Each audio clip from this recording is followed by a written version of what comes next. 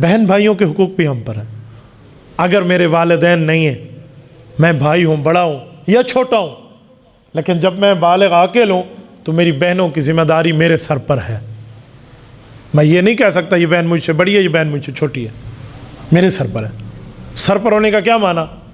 ابا کی جتنی جائیداد ملی ہے اس کو میں کھا جاؤں؟ بھائی میں بیٹا ہوں، یہ بیٹیاں ہیں نا بابا، ان کے بھی حق ہیں، وہ بھی آپ کے اماں اور ابا کی اولاد ہے. لوگ حق کھا جاتے ہیں. میرے پاس ایسے ایسے فیملیاں فتوے کے لیے آتی ہیں کہ میں آپ کو واقعات سناؤں آپ دنگ رہ جاؤ. میرے پاس ایک مرتبہ ایک فیملی آئی ہے، تینوں بھائی ہیں، کہتے ہیں مفتی صاحب جلدی جلدی فتویٰ بنا دیں. میں بڑا حیران ہوا، جلدی فتویٰ پتہ نہیں کیوں بھگانا ہے، کوئی کام خراب سی. میں کہ جی 100 مسئلہ، ابا جی فوت ہو گئے، ہم 3 بھائی وارث ہیں، فتویٰ بنا دیں. جج نے کہا کل مفتی کی فتوے اور مہر سے دکھاؤ گے تو پٹواری آپ کے نام پہ زمین کرے گا، ورنہ وہ معاملہ خراب ہے. تم اسے بس مہربانی کریں ہم پرچہ شریعت بنا دیں. میں نے کہا جی ٹھیک ہے، آپ کے باپ کے ورثاء کہتے ہیں ماشاء اللہ ہم تینوں ہیں. تینوں کہتے جی تینوں ہیں تینوں.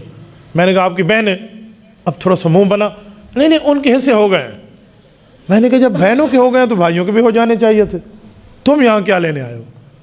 نہیں نہیں وہ ان کو ابا جی نے دے دیے تھے. میں نے کہا ابا زندگی میں کسی کو دے دے تو وراثت نہیں ہوتی، وہ تو ہدیہ ہوتا ہے. ہدیہ تان ابھی آپ سمجھا رہے تھے، مولانا کہہ رہے تھے ہدیہ بھی 2 ہیں، ایک ہدیہ تان ہے، ایک ہدیہ تون ہے. ٹھیک ہے نا، تو ہدیہ تان والا کام ہے. تو میں نے کہا بھائی ان کو تو ابا نے گفٹ دیا ہے، پھر وراثت تو موت کے بعد ہوتی ہے. یوصیکم اللہ فی اولادکم للذکر مثل حظ الانثیین میں تو موت کے بعد ہوتی ہے وراثت. ابا زندگی میں دے گیا تو انہوں نے کہا مولوی صاحب مسئلے عمل خراب نہ کریں، بس ہمیں فتویٰ بنا دیں. میں نے کہا اوے فتویٰ بنا دیں، آئی ایم یور سرونٹ، نوکر ہوں میں آپ کا. مسئلہ ہوگا تو پورا ہوگا اور صاف ہوگا، ادھورا کام میں نہیں کروں گا. جاؤ جاؤ، میں نہیں بنا سکتا. جب ہم نے انہیں اٹھا دیا، انہیں 1-2 جگہ اور علماء کے پاس گئے، ہر جگہ سے نہ ہی ہوئی. تو ظاہری بات ہے کسی کا حق دوسرے نے کھانا تھوڑی ہے. قیامت میں مفتی عبدالواحد کی گردن جہنم کا برج بن جائے اور آپ اوپر پاؤں رکھ کے چلے جاؤ. ہم کیوں غلط فتویٰ دیں؟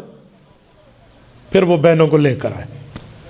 جب بہنیں آ گئی انہیں سمجھا لکھا پڑھا کے لائے تھے کہ مولوی دے کے نہ کر دینی ہے.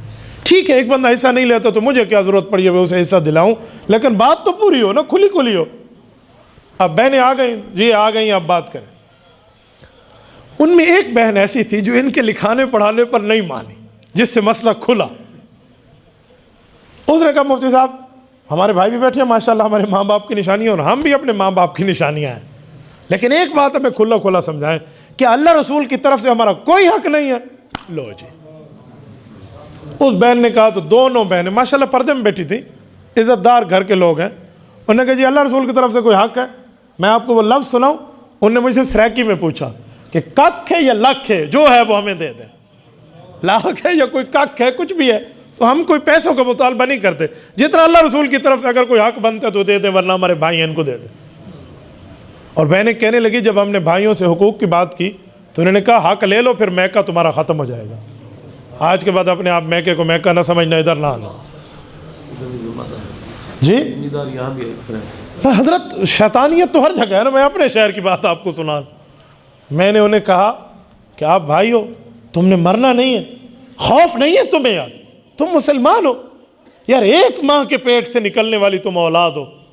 ابا اماں کی آنکھ کیا بند ہوئی، تم نے رشتے ہی ختم کر دیا، اوپرے بن گئے آپ. میں نے ان بھائیوں سے پوچھا کہ آپ کا حق آپ کو ابا نے دیا تھا؟ انہوں نے کہا ابا نے کوئی حق نہیں دیا، ہمیں جہیز دیا. جہیز دینے کو حق دینا کہتے ہیں. اس بہن کو میں سلام کرتا ہوں. اس بڑی بہن نے جملہ کہا، اس نے کہا اگر ابا ہمیں جہیز دے، ہماری وراثت مل گئی ہمیں، تو ابا نے انہیں وریاں بھی دی تھی، ان کی بھی ابا نے شادیاں کرائی تھی، ابا نے ان کے ولیمے کیے تھے، تو ان کو بھی پھر ابا نے دے دیا. تو میں نے ان کے بھائی کو کہا یہ بات ٹھیک کر رہی ہے، ابا نے تمہیں بھی دے دی، ابا نے اسے بھی دے دی، اب زمین مدرسے میں جمع کرا دو، اب وراثت ختم ہے تمہارے مطابق. انہوں نے مولویوں نے دے دے نا. تو میرے دوستوں میری بات کا مطلب پھر میں نے انہیں سمجھایا، الحمدللہ وہ راضی ہوئے حقوق دینے پہ. ایک بھائی مجھے کہہ رہا تھا ہمارے جو بہنوئی ہیں نا انہوں نے انہیں غلط پٹی پڑھائی ہے. میں نے کہا اگر اس نے پڑھائی بھی ہے تو صحیح پڑھائی ہے، اس کو غلط پٹی کیوں کہتے ہیں؟ تو بھائی ہمیں حقوق دیکھنے چاہیے. آپ کو پتہ ہے کوئی آدمی فوت ہو جائے، سنو اس کی آنکھ بند ہوئی، اس کے بعد اس کی ہر چیز وراثت ہے، جو اس کی ملکیت میں ہے وہ سب وراثت ہے. حتیٰ کہ اس نے فریج میں سبزیاں خرید کے رکھی ہیں نا وہ بھی وراثت ہے. اس میں بھی حقوق جاری ہوں گے. اس کا خریدا ہوا دودھ جو اندر گرم ہو کر پڑا ہوا ہے وہ بھی وراثت ہے. اگر آپ چاہتے ہیں کہ اس کی وراثت محفوظ رہے تو محفوظ کر دیں, لیکن یہ سبزیاں اور دودھ وغیرہ تو خراب ہو جائیں گے, لہٰذا بہتر ہے کہ اس کو کوئی بندہ استعمال کر لے اور پیسے مشترکہ مال میں شامل کر لے. کہاں بیٹھے ہیں ہم حقوق کھانے پہ بیٹھے, اور دوسرے کی زمین کو یوں ہڑپ کریں گے جیسے ابا جی نے ہمیں خود, اماں جی نے میرے نام کی ہو.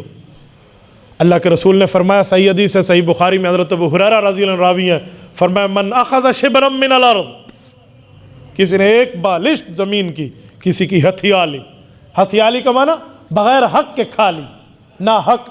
شبرا من الارض, شبر بالشت جسے ہم کہتے ہیں گٹھ, ایک گٹھ زمین کسی کی کھا لی. تو ایک گٹھ کتنے انچ ہے؟ آپ ذرا فٹ کے ساتھ دیکھیں نا تو فٹ اس سے 3 انچ بڑا ہے, یہ 9 انچ بنتے ہیں.